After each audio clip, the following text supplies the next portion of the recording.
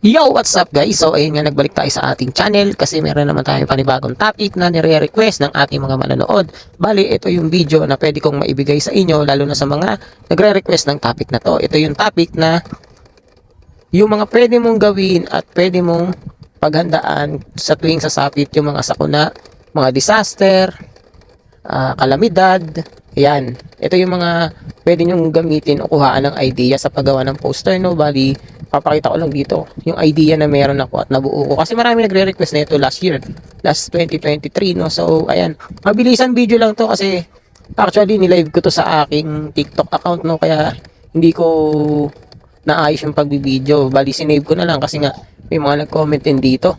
At yun, mapapansin nyo na hindi ganong maganda yung quality ng video kasi nga, na-record ko nga lang to. Tapos sinave ko, bali in-screen record ko, tapos ako sinave, tapos in-edit ko na lang, no. Bali hindi ko na mabago yung quality kasi nga, syempre kapag once na, ni-record mo yung video, medyo lalabo na siya, lalabo na yung video at yung quality ng video. So, ayun, sana, pagtyagaan nyo na lang panoorin kasi free ko lang naman ibibigay yung idea na meron ako, no. So, ito nga pala video na to is, ito yung poster na matagal ko na rin ginawa, no. Bali yung video, isinot ko lang nito lang.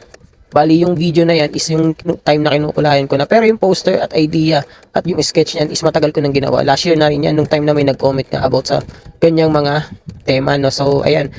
So, balik tayo dun sa poster na ginagawa natin, no. So, yung poster na yan, makita nyo yung pinaka main symbol natin, no, yung bata. Ayan. Bali, syempre ginagawa niya nga yung first protocol, no, first safety protocol na dapat mong gawin kapag once na, syempre, kunwari, andun ka nga sa senaryo. Kunwari may lindol o kaya may kalamidad. So ayan yung dapat mong gawin. Alam niyo na yan, di ba? Yung syempre nakadako ka tapos ayan nakatakip yung kamay mo sa ulo. Syempre para maiwasan mo nga yung kung sakali may mga babagsak na object o tatama sa ulo mo kasi napaka-importante ng ulo, no. Pag natamaan yan, naku, pwede kang mawala ng malay at mahilo o mahimatay. So ayan. Alam naman natin lahat yan. Tapos yun nga, meron tayo may mga sub-ideas na nasa gilid, no? So, parang gumawa lang ako ng puno, tapos may iba't ibang branch dyan. Tapos sa bawat sanga nun or yung branches nun, may mga naka-include na mga dapat gawin o kailangan mai-provide mo bago dumating yung mga sakuna, no? So, ayan, nakikita nyo yung mga radio, yung mga news, ayan, naabangan nyo yung mga yan, mga balita. Tapos, syempre, yung mga papeles na dapat mong i-keep, yung mga IDs, important papers, birth certificate, ayan. Tapos syempre, mag-iista ka rin ng mga pagkain like yung mga canned goods, mga pagkain na matagal yung shelf life yan. Syempre, hindi naman natin masasabi kung gaano katagal o gaano kabilis yung paghupa ng mga kalamidad na mangyayari sa atin, no, sa bansa o kaya sa buong mundo, no. So yan. Tapos syempre, mag-provide din tayo o magkikip din tayo ng mga safety kits, first aid kits, no. So ayan, mga bandage, mga medical na gamit, ayan. Sorry, kaya nakikita nyo, nagbabuffer yung videos natin kasi naglo-loading yan. Bali, ni screen record ko nga lang siya, 'di ba? So, ayan. Then next is, need nyo mag-ready ng mga flashlights, mga source ng ilaw, no? Yung batteries, ayan, yung whistle, syempre, once na kunwari, need nyo na ng tulong, natrap kayo sa isang area na alam nyo hindi kayo makikita, ayan, need nyo ng whistle, yung pito, no? Para makakuha kayong attention, no? Kung sakaling may mga tao na sa paligid nyo. Then next, syempre mga extra damit, kailangan nyo rin yan.